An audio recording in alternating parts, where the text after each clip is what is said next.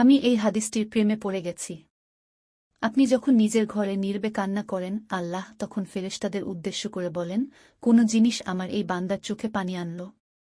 ফেরেশতাগণ বলেন, আপনার বান্দা সুখে নেই, আপনার বান্দা অনেক দিন হাসেনি। এই বলে ফেরেশতাগণ কান্না করতে থাকেন এবং আল্লাহকে বলেন, হে আমার রব, আপনি জানেন আপনার এই বান্দার হৃদয়ে কি রয়েছে।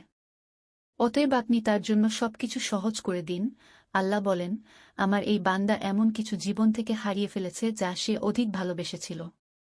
অতএব আল্লাহ বলেন, আমি শপথ করছি, আমার বান্দা যা তার জীবন থেকে হারিয়েছে এর চেয়ে জিনিস তাকে এনে দিব, যা দেখে দুনিয়া ও আখিরাতের সবাই বিস্মিত হবে।